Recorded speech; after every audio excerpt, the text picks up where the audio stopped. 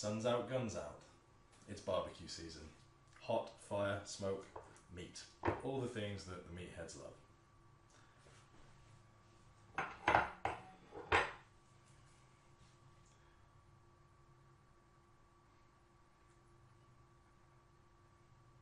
The weather's getting hot. It's barbecue season. People are going to be throwing meat over hot coals and eating until they gain back all the weight that they lost, ready for summer. I'm going to give you a real quick video today talking about ribs and how to make your ribs that bit better when you cook them.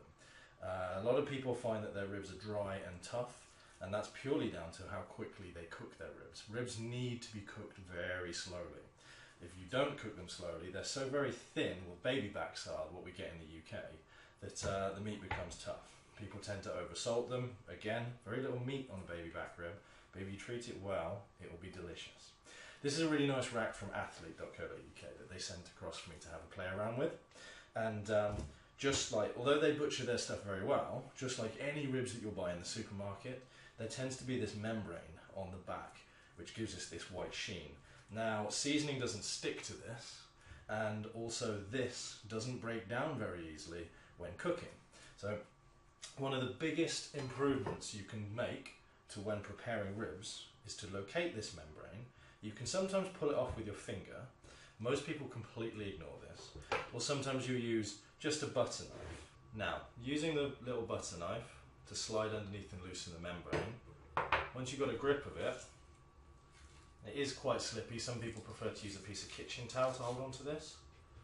You can then, if I flip this around, make it a bit more difficult for me, but you'll be able to see on the small camera. Very gently pull the whole thing off along the back of the ribs. And that is not tasty, not helpful, and takes a very, very long time and a very high temperature to cook out. Like with the brisket, when you cook a brisket, there's a layer of tissue running through that you need to get the internal temperature of the meat high enough for it to render out. It's the art of cooking a good brisket. Ribs, you don't want this to be cooked for that long. You'll lose a lot of the flavour because the meat is very thin. This piece here, to be honest,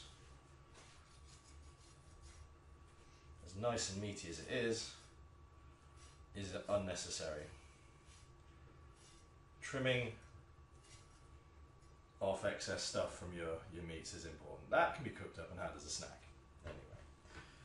But ultimately, and this is why I like Athlete, they do the best they can, same with Perry's when you ask, they do the best they can to make sure that you'll get a cut which is going to cook as evenly as possible. Now, if I was to cook this in one go, it's pretty much uniform along the whole way. That's going to be great. The only bit you might cut off is this piece here, just so that you have even cooking, because you get this, especially if you go to the supermarket. A good reason to not go to the supermarket if you're doing ribs and you're doing meat properly is that's the smallest part of this. Quite often the supermarkets massively shear off to tiny points, and you end up, all of this just becomes burnt and you lose it.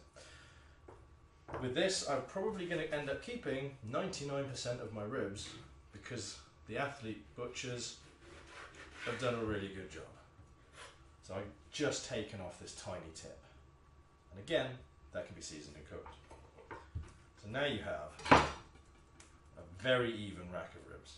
And if you notice on that last piece, I cut it off so that right close to the bone, so I've got meat along the edge here. So I've got as much meat on there as possible. So they've done a really good job with making that usable. Next thing you can do is you can season this up, or you can seek out any more membrane that might be hanging on that you might have missed. There's always a little bit. So now you've got the two ways of most people cook ribs. You've got your wet ribs and your dry ribs. I tend to really just do dry ribs. I tend to season them using paprika to start with to give the little reddish orange colour that people like when they're biting into pork ribs. And then things like garlic powder, chili powder, maybe a little bit of sugar in there if I want them sweeter. And once they're nearly done cooking, I like to baste them with a little bit of barbecue sauce which I've made and finish them off nice and slow in the oven. And something like a rack of ribs like this, most people will throw this in, they'll cook it for maybe half hour to an hour, take it off, tough, chewy ribs. This is going to cook for about 5 to 7 hours in order to get it pull apart delicious, which I will show you once I've cooked it. So my seasoning powder is very simple. Loads of paprika in there, a tiny bit of salt, because ribs, again, being the very small amount of meat that they are, take on flavour very easily, and you can really ruin ribs by over salting them. Garlic powder, chili powder, sugar. Now I'm also going to put stuff on the back where I've got as much of the membrane off as I can.